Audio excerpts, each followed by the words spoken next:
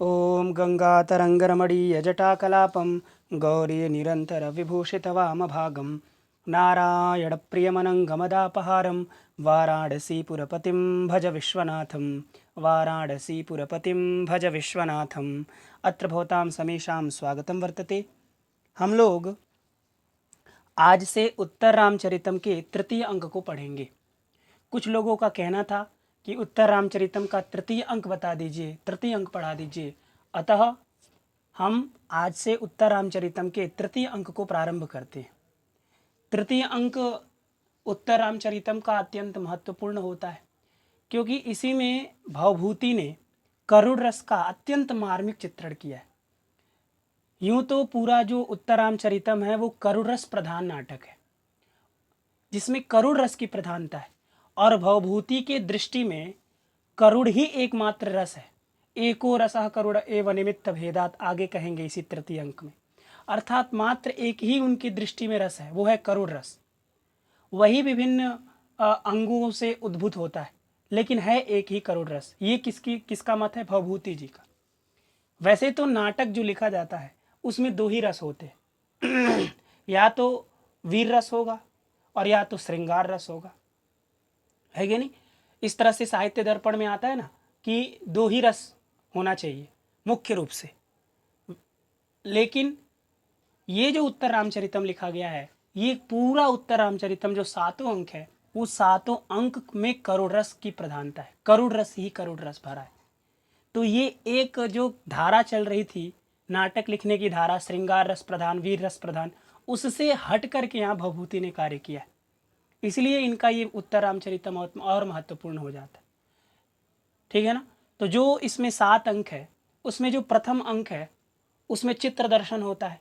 अर्थात श्री जो राम जी और लक्ष्मण जी हैं वो सीता जी को चित्र दर्शन कराते हैं। जो राम जी का पूर्व चरित्र है, उस पूर्व चरित्र में घटित जितने घटनाएं हैं, उन सभी घटनाओं को एक चित्र के माध्यम से राम जी और लक्ष्मण जी सीता जी को दिखाते हैं। यह जो पुस्तक है, यह जो नाटक है, यह नाटक राम जी के उत्तर चरित्र का है।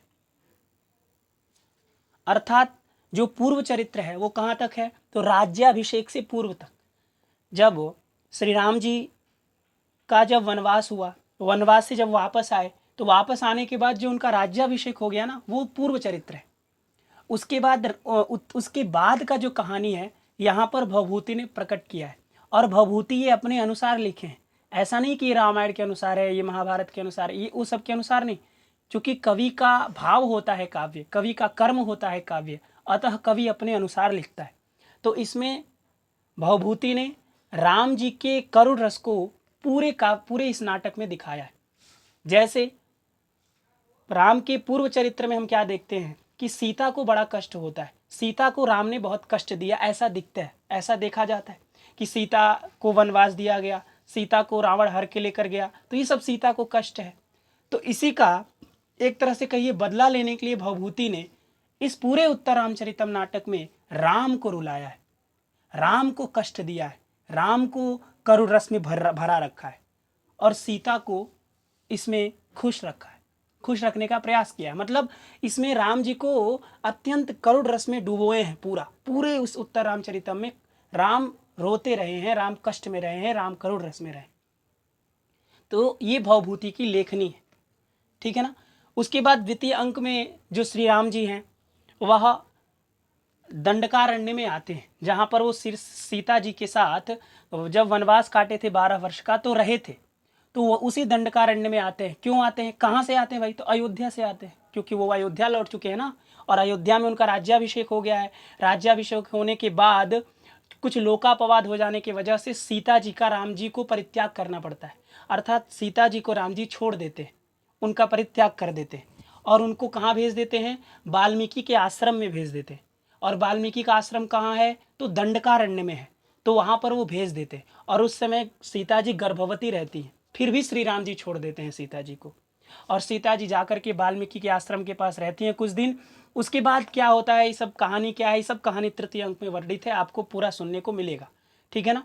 तो द्वितीय अंक में क्या होता है, श्री राम जी अयोध्या से दंडकारण्य में आते हैं। क्यों आते हैं? शंभूक नामक एक शूद्र राक्षस रहता है, उस राक्षस का वध करने के लिए आते हैं। तो जब श्री राम जी वध करने के लिए आते हैं दंडकारण्य में, तो दंडकारण्य में वध कर देते हैं। उसके बाद जब वो वापस अयोध्या के लिए लौटते हैं तो रास्ते में, बीच रास्ते में पंचवटी पड़ता है। अब पंचवटी आप जानते हैं वही जगह है, वही आश्रम है, वही कुटीर है जहाँ पर सीता और राम एक साथ रहे थे वनवास के समय। अब इस समय राज्याभिषेक के पश्चात राम अकेले हैं, सीता का परित्याग कर चुके हैं, इसलिए राम अकेले दंडकारण्य में आए थे, शंभुक का वध किए थे। अब वो वापस अयोध्या के लिए जा रहे हैं, तो बीच में पंचवटी का दर्शन होगा। जब पंचवटी का दर्शन होगा तो राम जी को अत्यंत कष्ट होगा, अत्यंत दुख होगा, अत्यंत वो मूर्छा हो जाएंगे, वो गिर जाएंगे, बेहोश हो जाएंगे। क्यों? क्योंकि वहाँ राम जी को याद आएगा कि मैं यहाँ सीता के साथ रहता था, इसी पंचवटी के इसी स्थान में मैं सीता के साथ बैठता था, इसी नदी में स्नान करता था, इसी जगह पर बैठकर सीता के साथ मैं खेला करता था, मैं क्रीड़ा करता था। जो भी उनकी यादें हैं वो सभी यादें वहाँ पर तरोताज़ा होंगी। इसके वजह से श्री राम जी को मूर्छा आ सकती है, बेहोश हो सकते हैं। इस वजह से यहाँ पर उनको बचाने के लिए, क्योंकि बार बार मूर्छित होंगे, तो मूर्छित होंगे तो उनको मतलब उनको कौन जिला सकता है, कौन उनको उठा सकता है? केवल एकमात्र सीता ही उठा सकती है, केवल एक सीता ही उठा सकती है, और कोई नहीं उठा सकता। क्योंकि जिसकी वजह से व्यक्ति बेहोश होता है, जिसकी वजह से व्यक्ति मूर्छा को प्राप्त होता है, यदि वही व्यक्ति आकर के जगाए तो वो व्यक्ति आसानी से उठ जाता है, तो उसको कोई दिक्कत नहीं होती। इसी कारण से जो यहाँ पर जो पात्र आएंगे आपके सामने, जो तमसा और मुरला आएंगे, वो तमसा मुरला इसी बातों पर बात करते हुए, इन्हीं मतलब राम को जब मूर्छा होंगे तो कैसे बचाया जाएगा, है कि नहीं, तो इस विषय पर ही चर्चा करते हुए इस तृतीय अंक का प्रारंभ होता है। ये आपको कथा से हमने अवगत कराया, ये इस तरह की कथा इसमें आपको देखने को मिलेगी, ठीक है ना। फिर उसके बाद जब राम जी यहाँ मूर्छा होते हैं ना, तो सीता जी आती हैं, लेकिन सीता जी प्रत्यक्ष रूप से नहीं आती, वो छाया के रूप में आती है। मतलब छाया, आप जानते हैं छाया प्रत्यक्ष नहीं दिखता है, तो छाया, इसका मतलब छाया में आएंगी सीता जी और राम जी को छाया में ही स्पर्श करेंगी और उनको उठाएंगी। तो राम जी को भी पता नहीं चलेगा कि ये कौन हमको उठाया, है कि नहीं। तो इस वजह से ये जो अंक है, तृतीय अंक, इसका नाम है छाया अंक, क्योंकि इस पूरे अंक में सीता जी छाया के रूप में रहती हैं, अतः इस अंक का नाम है छाया अंक। तो आइए हम लोग तृतीय अंक प्रारंभ करते हैं। पहले लिखा देखिए तृतीयो अंक। तृतीय का मतलब होता है तीसरा, तृतीय में मतलब तीसरा। त्रेह संप्रसारणम च सूत्र से तीय प्रत्यय होता है और त्रि को संप्रसारण हो जाता है कि नहीं। तो त्रयोः पूर्णः तृतीय, इस तरह से बनता है तृतीय। तृतीय अंक माने होता है तीसरा अंक, है कि नहीं। तो तीसरा अंक यहाँ पर प्रारंभ हो रहा है। ततः माने इसके बाद, किसके बाद भाई, तो द्वितीय अंक के बाद। द्वितीय अंक में जो भी कथा है उस कथा के पश्चात प्रविशति, प्रवेश करते हैं नदी द्वयम, द्वयम नदी, दो नदियां प्रवेश करती हैं मंच पर, है कि नहीं। किसका प्रवेश हो रहा है? नदी द्वयम, दो नदियों का प्रवेश हो रहा है। तो यदि ऐसा प्रश्न पूछ दे कि तृतीय अंक में सर्वप्रथम मंच पर किसका प्रवेश होता है, तो उसमें ऑप्शन आएगा नदी द्वयम। आपको उस पर ऑप्शन पे ट्रिक लगाना है, ठीक है ना। तो ततः माने हो गया इसके बाद, ततः का अर्थ हो गया तदनंतरम, ततः का अर्थ हो गया तदनंतरम। प्रविशति माने प्रवेशम करोति, नदी द्वयम माने दो नदी प्रवेश करती हैं। अब मंच पर नदी प्रवेश कर सकती है क्या? मंच पर नदी थोड़ी प्रवेश करेगी भाई, नदी प्रवेश कैसे कर सकती है? नदी में चेतना कहाँ होती है भाई, तो नदी प्रवेश तो करेगी नहीं।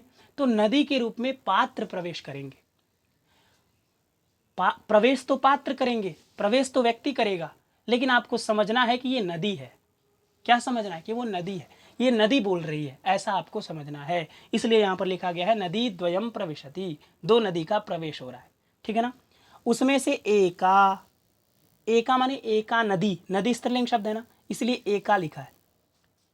एका स्त्रीलिंग में बनता है, एकः पुल्लिंग में बनता है, एकम नपुंसकलिंग में बनता है। तो एकः छात्रः, एका छात्रा और एकम गृहम, इस तरह से प्रयोग होता है। तो एका नदी माने एक नदी बोली, दो नदियों का मंच पर प्रवेश हो गया। तो उसमें से एक नदी ने दूसरे नदी से कहा, ठीक है ना। तो अभी एका लिखा है, एका का नाम क्या है आप आगे देखेंगे।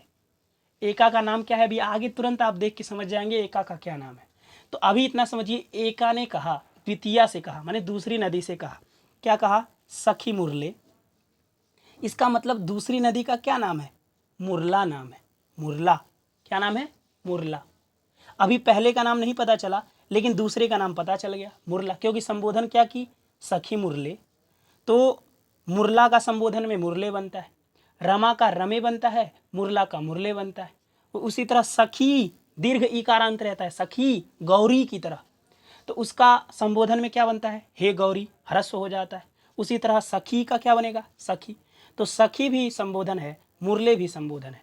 तो सखी मुरले मतलब हे सखी मुरला, किम असि, क्यों हो? असि माने हो, किम माने क्यों, तो किम असि, क्यों हो, संभ्रांतेव।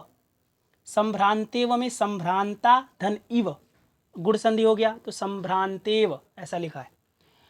तो एका नदी कह रही है द्वितीया नदी से, जिसका नाम है मुरला।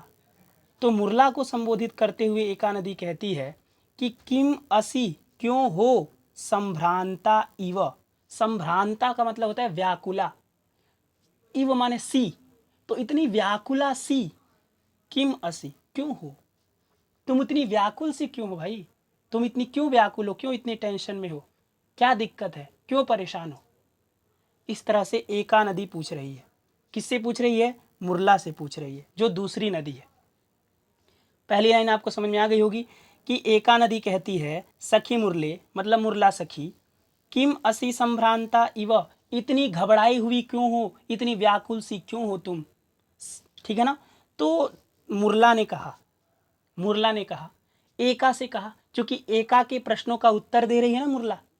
इसका मतलब मुरला अब जब संबोधन का, जो भी संबोधन बोलेगी वो एका का नाम है। तो क्या संबोधन की? सखी तम से। इसका मतलब ये एका का क्या नाम है? तमसा। एका का नाम क्या है? तमसा। ये बात स्पष्ट हो गई आपको? तो मुरला ने कहा कि सखी तम से, मतलब हे सखी तमसा, तमसा का तम से बनेगा, तो हे सखी तमसा, अब कहानी बता रही है कि मैं क्यों इतनी घबराई हुई हूँ। ठीक है ना? अब यहाँ से पूरी कहानी बताएगी मुरला कि मैं क्यों इतनी घबराई हूँ, क्यों मुझे इतना टेंशन है। तो कह रही है कि सखी तम से प्रेषितास्मि, प्रेषिता अस्मि, प्रेषिता धन अस्मि, दीर्घ संधियों के प्रेषितास्मि लिखा है। तो प्रेषिता माने भेजी गई हूँ, अस्मि माने हूँ, अस्मि माने होता है हूँ, और प्रेषिता माने भेजी गई, और अस्मि माने हूँ। तो प्रेषितास्मि का मतलब भेजी गई हूँ। किसके द्वारा भेजी गई हूँ भाई? तो लोपा मुद्रया, लोपा मुद्रा के द्वारा। लोपा मुद्रा का तृतीया में लोपा मुद्रया, रमा का रमया, तो लोपा मुद्रा का लोपा मुद्रया। तो लोपा मुद्रा के द्वारा प्रेषितास्मि, मैं भेजी गई हूँ। चूंकि प्रेषिता में प्रउपसर्ग पूर्वक इश धातु से अक्ता प्रत्यय है, वो भी भूतकाल अर्थ में। तो अक्ता प्रत्यय कर्म में होता है ना, तो कर्म उक्त होगा, कर्ता अनुक्त होगा, अनुक्त कर्ता में तृतीया होगी। तो कर्ता क्या है? लोपा मुद्रा, और अनुक्त है इसलिए उसमें तृतीया है।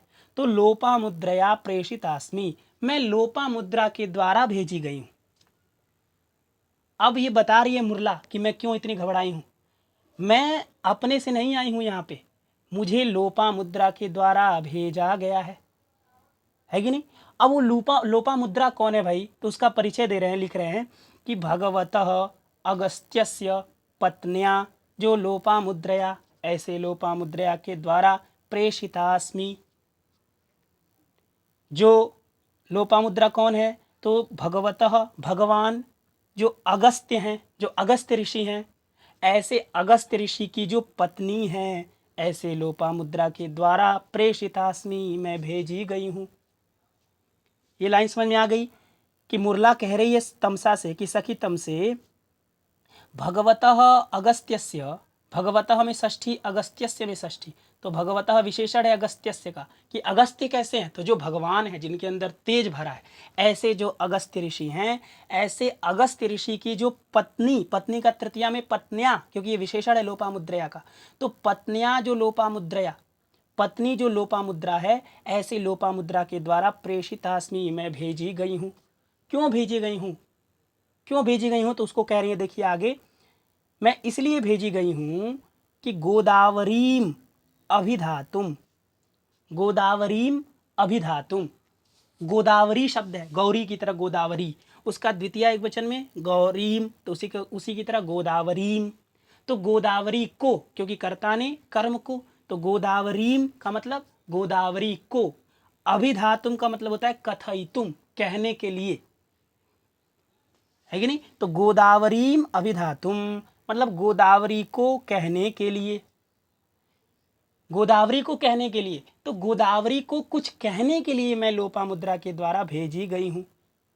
और वो गोदावरी कैसी है भाई, तो गोदावरी का एक विशेषण है सरिद्वराम। सरित माने होता है नदी, सरोवर, और वर माने होता है श्रेष्ठ। तो नदियों में जो बड़ी श्रेष्ठ नदी है, नदियों में जो श्रेष्ठा नदी है, अत्यंत उच्चतम कोटि की जो नदी है, ऐसी जो गोदावरी नदी है, ऐसी गोदावरी नदी को अभिधातुम कुछ कहने के लिए मैं लोपामुद्रा के द्वारा प्रेषितास्मि, मैं भेजी गई हूँ। बात समझ में आ गई। तो यहाँ मुरला ने तमसा को बताया कि सखितम से मैं भगवान जो अगस्त्य ऋषि हैं उनकी पत्नी जो लोपामुद्रा है, ऐसी लोपामुद्रा के द्वारा प्रेषितास्मि मैं भेजी गई हूँ। किस लिए भेजी गई हूँ, तो सरिद्वराम जो गोदावरी, नदियों में जो अत्यंत श्रेष्ठा नदी है, ऐसी जो गोदावरी नदी है, ऐसी गोदावरी नदी को अभिधातुम कहने के लिए, कुछ कहने के लिए मैं भेजी गई हूँ। और क्या कहने के लिए भेजी गई हूँ वो आगे आपको बताया जाएगा, अभी यहाँ नहीं बता रहे।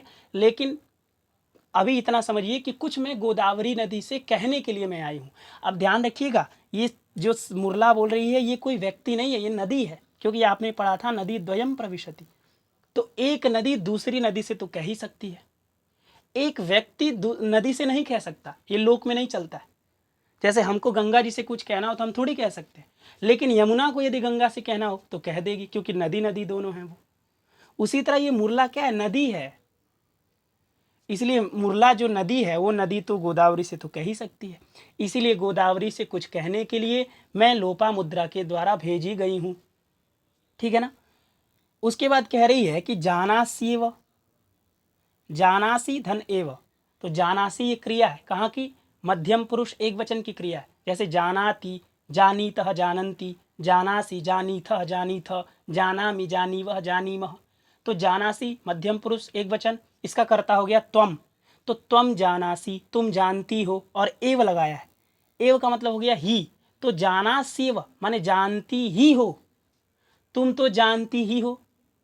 क्या जानती हो भाई, यथा, यथा माने हो गया जब से। यथा का मतलब, यथा अव्यय है, अव्यय के बहुत सारे अर्थ होते हैं। यथा का अर्थ जैसे भी होता है, यथा का अर्थ जब से भी होता है कि नहीं। तो जाना से वह तुम जानती ही हो, यथा माने जब से, वधु परित्यागात, वधु माने हो गया पत्नी, और परित्याग माने छोड़ना। तो जब से वधु का परित्याग हुआ है, जब से वधु का परित्याग हुआ है, वधु के परित्याग से क्या होगा, वधु के परित्यागात में पंचमी है ना, तो परित्याग से, तो वधु के परित्याग से, प्रभृति माने होता है लेकर के, प्रभृति माने लेकर, तो वधु परित्यागात प्रभृति माने वधु के परित्याग से लेकर के। यथा माने जब से वधु का परित्याग हुआ है, तब से लेकर के, तब से लेकर के क्या, तो आगे एक श्लोक बोल दी, ये मुरला ने कहा है श्लोक, है कि नहीं, ये मुरला के द्वारा कथित श्लोक है। तो क्या कह रही है मुरला, कह रही है कि जाना शिव तुम जानती ही हो कि जब से वधु का परित्याग हुआ है तब से लेकर के श्री राम जी की अवस्था क्या है, कैसे श्री राम जी हो गए। जब से उनका सीता जी से वियोग हुआ है, सीता जी उनसे अलग हुई हैं, सीता जी दंडकारण्य में चली गई हैं, सीता जी वाल्मीकि के पास चली गई हैं, तब से लेकर के श्री राम जी की अवस्था क्या है, उस बात को इस श्लोक में मुरला तमसा से कहती है, ठीक है ना। तो आइए इस श्लोक को देखते हैं। ये अनुष्टुप छंद में श्लोक है। अनुष्टुप छंद आप जानते हैं किसको कहते हैं, श्लोके षष्ठम गुरुज्ञेयम सर्वत्र लघु पंचमम द्विचतुष्पादयोर ह्रस्वम सप्तमम दीर्घमन्ययोः। ये क्या है, अनुष्टुप छंद का लक्षण है। तो देखिए, अनिर्भिन्नो गभीरत्वात् अंतर्गूढ़घनव्यथः पुटपाक प्रतीकाशो रामस्य करुणो रसः। अनिर्भिन्नो गभीरत्वात् अंतर्गूढ़घनव्यथः पुटपाक प्रतीकाशो रामस्य करुणो रसः। ठीक है ना। तो ये बता रही है मुरला तमसा से कि जब से वधु का परित्याग हुआ है तब से लेकर के श्री राम की दशा, रामस्य करुणो रसः, राम का जो करुण रस है, करुण रस माने शोक, करुण माने शोक होता है, तो करुण रस माने शोक वाला जो रस है, जो आनंद है, जो शोक में बीत रहा है। तो राम का जो करुण रस है वो कैसा हो गया है? तो पुटपाक प्रतीकाशा। पुटपाक एक पात्र विशेष है। पुटपाक क्या है? एक पात्र होता है। वो पात्र कैसा होता है? तो एक ऐसा पात्र है जो कि ऊपर से बिल्कुल नहीं खुला रहता है, पूरा ढका रहता है। पहले के ज़माने में औषधि विशेष बनाने के लिए इस पात्र का प्रयोग किया जाता था। इस पात्र में ऐसा चीज़ है ना कि अंदर पूरा पकेगा लेकिन बाहर से बिल्कुल नहीं पता चलेगा कि अंदर कुछ पक भी रहा है। इस तरह का ये पात्र है। आजकल कहिए तो कुकर, जैसे कुकर होता है ना, अंदर पूरा खलबली मचा है लेकिन बाहर से कुछ पता नहीं चलता है कि अंदर कुछ पक भी रहा है। उसी तरह की पहले के ज़माने का एक पात्र है जो कि पूरी तरह से ढका रहता है। तो कह रहे हैं कि उस पुटपाक पात्र की तरह राम का करुण रस हो गया है। राम का अप्रतीकाशः माने होता है सदृशः। ये प्रतीकाशः इतना जो बड़ा पद है, इस पूरे पद का अर्थ है सदृशः। क्या अर्थ है? सदृशः। सदृशः माने आप जानते हैं समान, सदृशः माने समान।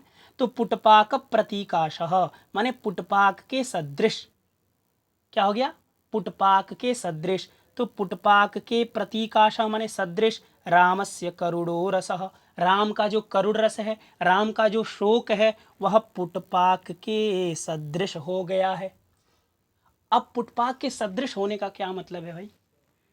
अब सादृश्य आपने किससे दे दिया? पुटपाक से दे दिया। पुटपाक का मतलब क्या होता है? तो जो अंदर अंदर पूरा पक रहा हो लेकिन बाहर से प्रतीत नहीं होता। उसी तरह श्री राम जी का जो करुण रस है, श्री राम जी का जो शोक है, वो अंदर से इतना पक रहा है, अंदर से उनको इतना जला रहा है, अंदर उनके इतना शोक, इतना दुख, इतना कष्ट भरा है, लेकिन बाहर से बिल्कुल भी प्रतीत नहीं होता कि राम इतने कष्ट में है, इतने दुख में। जिस तरह से जो पुटपाक है, जिस तरह से एक पुटपाक पात्र है जो कि बाहर से देखने में बिल्कुल नहीं लगता कि अंदर इतना गरम गरम पदार्थ पक रहा है, बाहर से देखने से नहीं लगता है।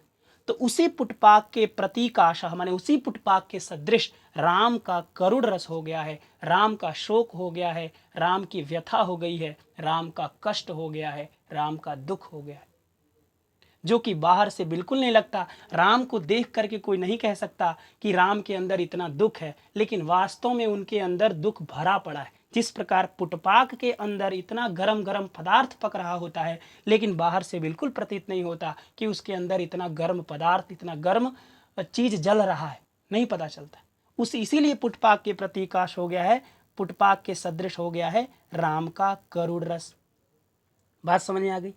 अब देखिए कह रहे हैं ऊपर की लाइन में कि जो प्रतीकाशः हमने कहा ना पुटपाक के सदृश, तो उसी सदृश को ऊपर बता रहे हैं कि अनिर्भिन्न। अनिर्भिन्न, अनिर्भिन्न का मतलब होता है बहिः अप्रकाशित। बाहर से जो अप्रकाशित है, बाहर से जो नहीं दिखता है, बाहर से नहीं दिखता है। क्या बाहर से नहीं दिखता है? तो व्यथा। क्या नहीं दिखता है? व्यथा। जो व्यथा है, जो कष्ट है, वह कष्ट बाहर से अप्रकाशित है, वो बाहर से नहीं दिखता है कि नहीं? बाहर से वो नहीं दिखता व्यथा। जो व्यथा है उसको बाहर से आप देखेंगे तो नहीं दिखेगा, लेकिन अंदर व्यथा भरा पड़ा है। और क्यों नहीं दिखता? क्या कारण है कि नहीं दिखता? तो लिखे गंभीरत्वात्। गंभीरत्वात् ये जो पद है पूरा, ये हेतु है, ये कारण है, इसलिए पंचमी विभक्ति लगी। गंभीरत्वात् ये पंचमी है। तो गंभीरत्वात् का मतलब गंभीर के कारण, गंभीरता के कारण, गंभीर होने के वजह से, गंभीर होने की वजह से जो उनकी व्यथा है वह अनिर्भिन्न, वही अप्रकाशित, बाहर से अप्रकाशित है, बाहर से नहीं दिखता है। क्यों? क्योंकि वो गंभीर है बहुत। राम अत्यंत गंभीर हैं और गंभीर होने की वजह से उनकी जो व्यथा है वह बाहर से नहीं दिखती है, वह बाहर से अप्रकाशित है। बात समझ में आ गई? और व्यथा कैसी? सामान्य व्यथा नहीं है, वो सामान्य व्यथा नहीं है, व्यथा का विशेषण दे रहे हैं कि वो ऐसा मत समझिए कि जो व्यथा, व्यथा का मतलब होता है कि थोड़ा सा दुख हो रहा है तो व्यथा है, ऐसा नहीं है महाराज। इनकी जो व्यथा है वो कैसी है, तो गभीरत्वात में जो ये द है ना, द उसका त इधर ले आइए तो ऐसे रहेगा, देखिए गभीरत्वात, इस तरह से त हलंत हो जाएगा, फिर उसके बाद उधर अ बचेगा, इस तरह से अ, तो जो अ ये द में अ दिख रहा है वो उधर जाएगा, तो क्या हो जाएगा अंतर। अंतर, अंतर का मतलब होता है भीतर, अंतर माने अंदर, भीतर, तो अंतर माने भीतर, गूढ़, गूढ़ माने होता है छुपा हुआ, गुहु संवरणे धातु से अक्ता प्रत्यय भूतकाल अर्थ में, तो अंतर्गूढ़, अंतर्गूढ़ का मतलब भीतर छुपा हुआ, जो घन, घन माने घनी, बहुत घनी, बहुत ज्यादा व्यथा है जिसके, अंतर्गूढ़ा घना व्यथा यस्य, असौ अंतर्गूढ़ घन व्यथा माने भीतर गहर, भीतर छुपी हुई है घनी व्यथा जिसके, ऐसे श्री राम का जो ऐसे जो श्री राम का करुण रस है, वह करुण रस पुटपाक के समान हो गया, जो कि बहि अप्रकाशित, बाहर से नहीं दिखता। राम का जो करुण रस है वह बाहर से नहीं दिखता, क्यों, गंभीरत्वात्, इतने गंभीर हैं श्री राम जी कि कितनी भी व्यथा आ जाए, कितनी भी घनी व्यथा आ जाए, उस घनी व्यथा को अपने अंदर छुपा लेते हैं, अपने अंदर छुपा लेते हैं, वह बाहर से प्रतीत ही नहीं होने देते। लेकिन वास्तव में श्री राम जी अत्यंत दुखी हैं, अत्यंत कष्ट में हैं, ऐसा मुरला तमसा से कह रही है। बात समझ में आ गई कि अनिर्भिन्न गभीरत्वात् अंतर्गूढ़ घनव्यथ, अंतर माने अंदर, गूढ़ माने छुपा हुआ है, घन माने बहुत घनी, व्यथा माने व्यथा जिसके, ऐसे श्री राम जी का करुण रस है। श्री राम जी का करुण रस का ये विशेषण है, अंतर्गूढ़ घन व्यथा। राम का जो करुण रस है, राम का जो शोक है, वो शोक कैसा है, तो लिखे अंतर माने भीतर, किसके, राम के, तो राम के भीतर गूढ़ माने छुपी हुई है अत्यंत घनी व्यथा, अत्यंत घनी व्यथा श्री राम के अंदर छुपी हुई है। और ऐसे श्री राम का जो शोक है, ऐसे श्री राम का जो करुण रस है, वह पुटपाक के सदृश हो गया है। जैसे पुटपाक जो है वह बाहर से अप्रकाशित होता है, वो बाहर से नहीं पता चलता है कि उसके अंदर क्या भरा पड़ा है, उसके अंदर कितना कष्ट है, ये बाहर से नहीं प्रतीत होता। उसी पुटपाक के सदृश राम का करुण रस हो गया है, राम का दुख हो गया है, राम का कष्ट हो गया है, जो बाहर से प्रतीत ही नहीं हो रहा कि कितना उनके अंदर कष्ट भरा है। इस सब का कारण क्या है, गंभीरत्वात्, क्योंकि राम अत्यंत गंभीर हैं, इस वजह से उनका करुण रस बाहर से नहीं दिख रहा है, ऐसा मुरला ने तमसा से कहा। आपको ये श्लोक समझ में आ गया होगा। अनिर्भिन्नो गंभीरत्वात् अंतर्गूढ़ घनव्यथः पुटपाक प्रतीकाशो रामस्य करुणो रसः। ठीक है ना, तो आज इतना ही रहने देते, क्योंकि आज हम लोग का उत्तर रामचरितम तृतीय अंक का पहला पाठ है, तो हम लोग इतना ही रखते हैं। कल से हम लोग और थोड़ा सा स्पीड बढ़ाएंगे और आगे पढ़ेंगे।